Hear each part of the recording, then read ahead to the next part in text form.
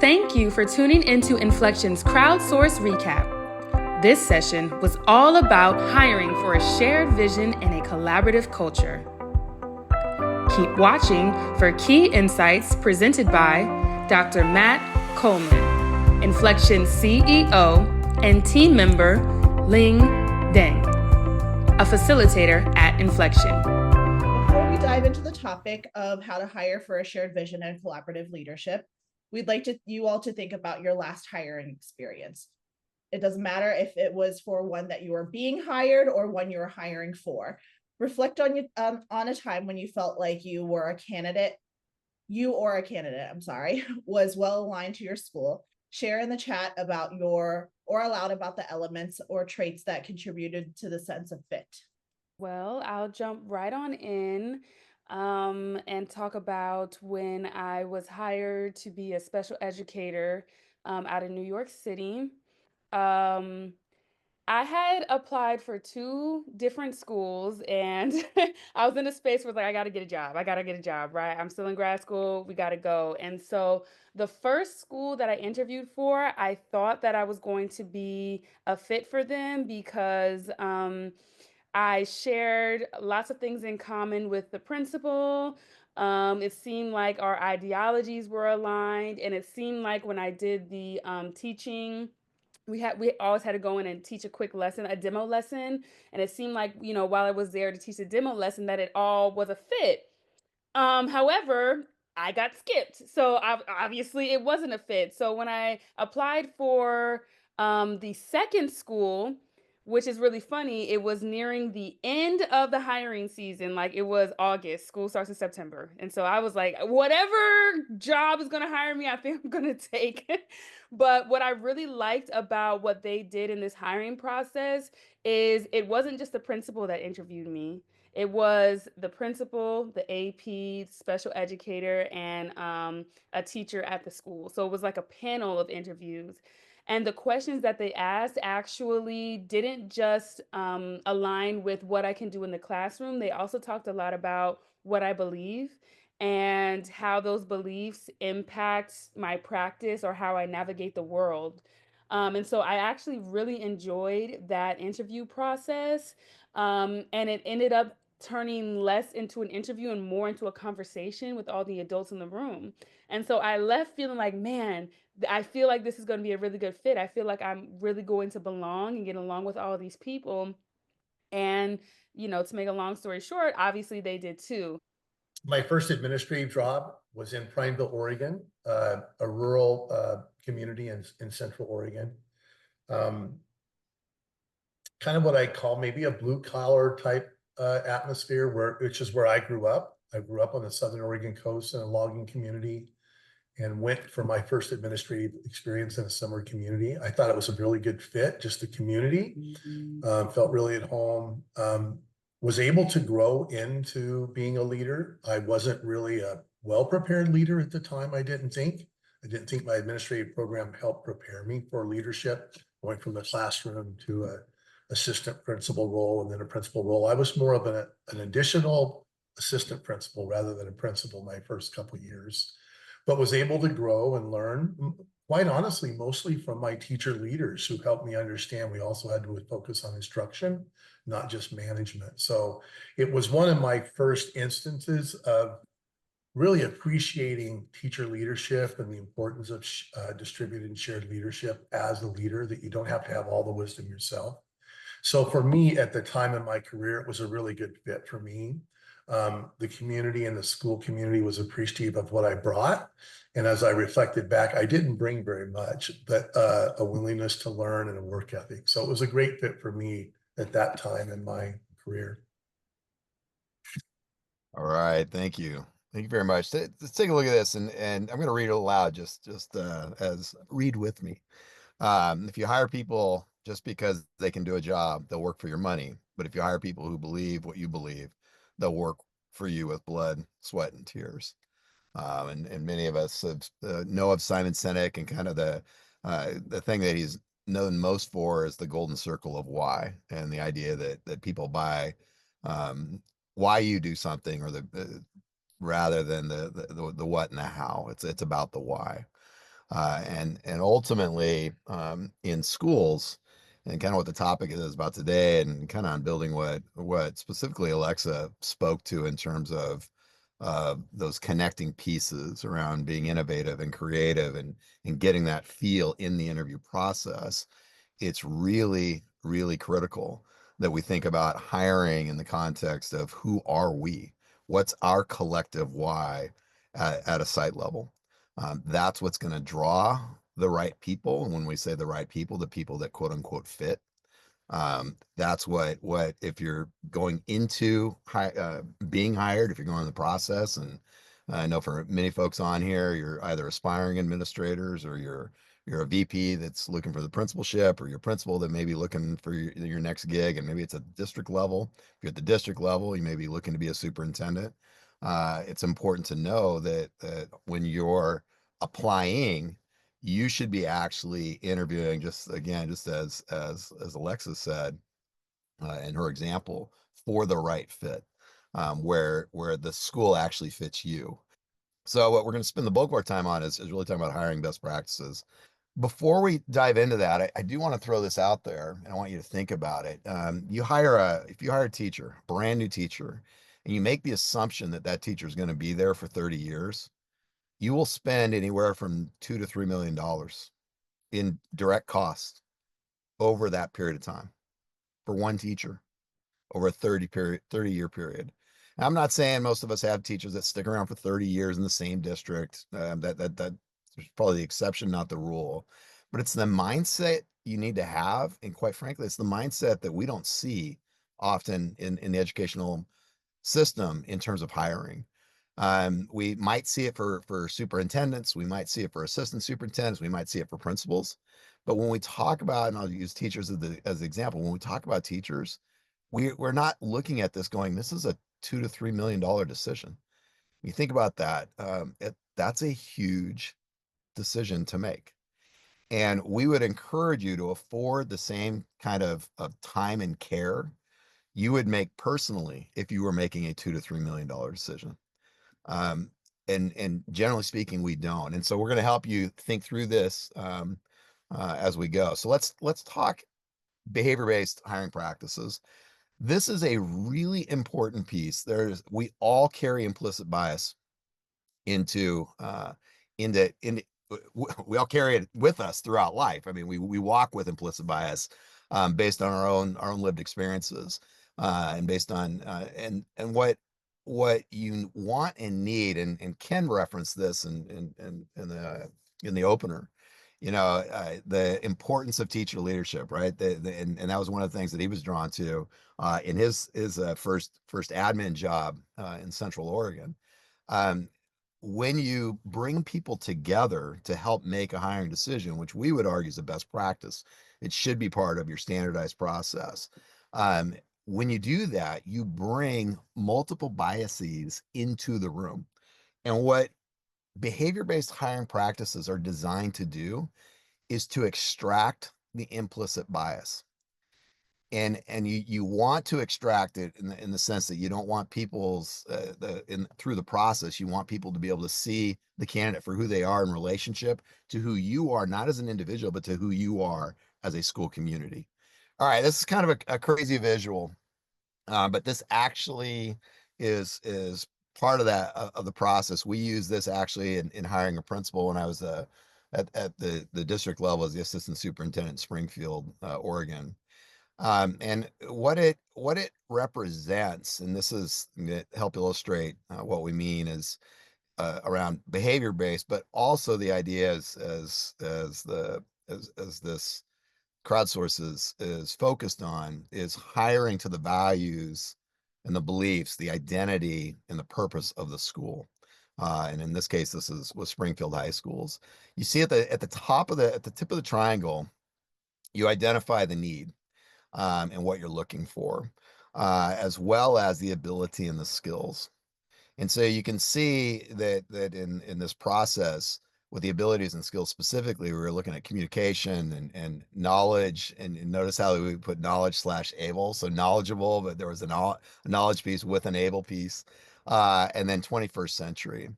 Uh, and underneath each one of those, we identified, when I say we, it was actually the hiring team. It was the hiring.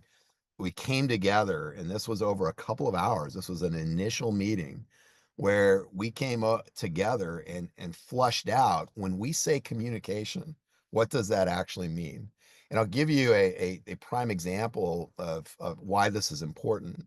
We had a teacher leader, phenomenal teacher, who really wanted a principal who was organized. Now, he expressed it as an element of communication. And really ultimately what he was talking about was organization. And you can argue, and I would argue that's an important part of effective communication, especially for a principal. But it was expressed in a way that if we had just kind of used the broad brushstroke of communication, I'm not sure the specifics of organization would have shown up.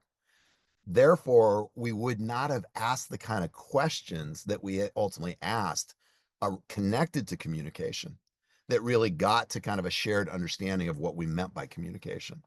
And so that's just one example. Now, what you'll note is that the abilities and skills and the need are represented at the top of the triangle.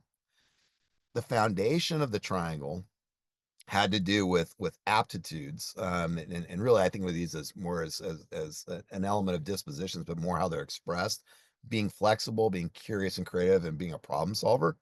Very 21st century, in terms of what we think about kids needing for the 21st century.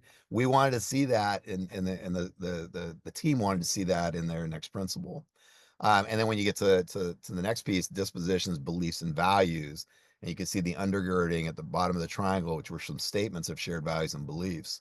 You can see the positive, dependable, professional, motivating, passionate, collaborative, relational, culturally competent, innovative, and respectful. All of those came from the team as expressions of our values and beliefs. But then what you can see underneath each one is we identified, okay, if it's, what do we mean by positive? And each one of the little check marks were if we've got a principal who's being positive, how do they show up? What do we look for?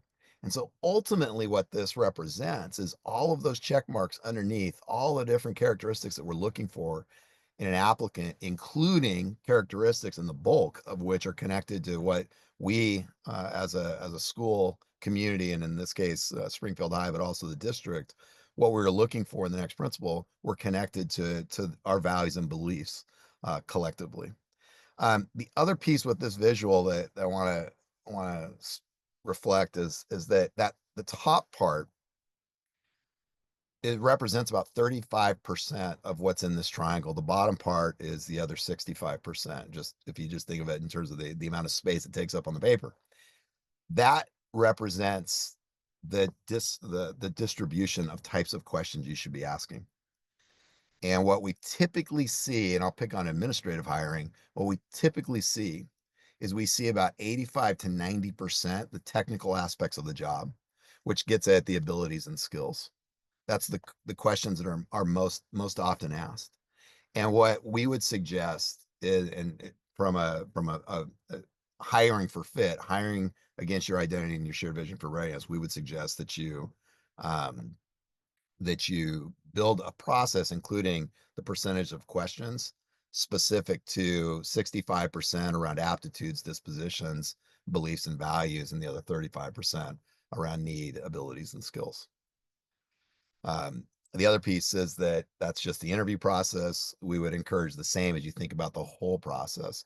So in this particular case, when candidates came for their initial interview, their first task was actually a 30-minute writing piece. And in that particular piece, the writing piece and the writing prompt was situated against the 65%. We had people write about their values and beliefs and how they were expressed. That's the other piece then, with behavior based, is that how you prompt, how you ask the questions, you need to ask the questions in a way that actually elicits the behavior. And this is the crux. And if you remember anything, remember it's a $2 to $3 million decision. So create the space to give it its just due based on that. The second piece that to take from this is you think about prompts, whether it be for writing samples or when you're talking about questions, you want to ask questions in a way, in a behavior-based way, that forces the candidate not just to wax poetic on what equity means for them or what great instructional practices means, and you're not just looking for, dare I say, some relatively canned answers. You want to consistently be asking them to identify, and how has that been expressed in what you do in your practice or what you would do in your practice. I hear all the time in administrative, specifically administrative hiring pools and hiring processes. Oh, I'm highly relational. Okay, great. Relationships matter. And people go on and on and on and on about relationships. Great. Don't tell me about relationships. Tell me about what you do that shows that. How is that expressed in your work? Now, back to these check marks underneath in this behavior-based, this pyramid that you're looking at. When you ask those types of questions in the hiring process, and when you have multiple people that are part of that process, when you go to debrief, people have to build an argument for the candidate they think is best for the job, based not on well, what do we think about the candidate, who's your top one, who's, rank them 1, 2, and 3. When you rank it number 1, it needs to be based on the number of check boxes you heard when they were expressing that they believe in relationships. How did it show up, and did it connect with something that we had identified as look fors? And that's what the check marks underneath all of these categories mean. All right, I'm going to share this example. This is a phenomenal school, and with a clear expression of their identity as a school. So you can't spell love without OV. Ocean View High School. They don't have a view of the ocean, but they are on the West Coast, and down in Southern California. But the expression, and these statements of identity are applicable not just to the kids, but most importantly to everybody in the community, the staff, the families, the community-based organizations, etc. But you can see their expressions. We love sharing new ideas. We love caring for each other. We love working for a better world. Those are value and identity and belief kind of based.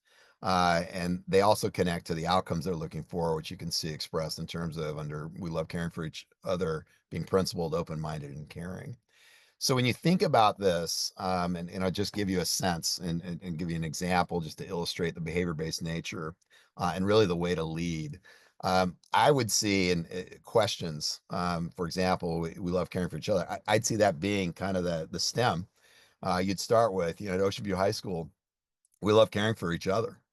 And what do you as a candidate think, that we mean? You can see principled, open-minded, and caring is what we're trying to develop.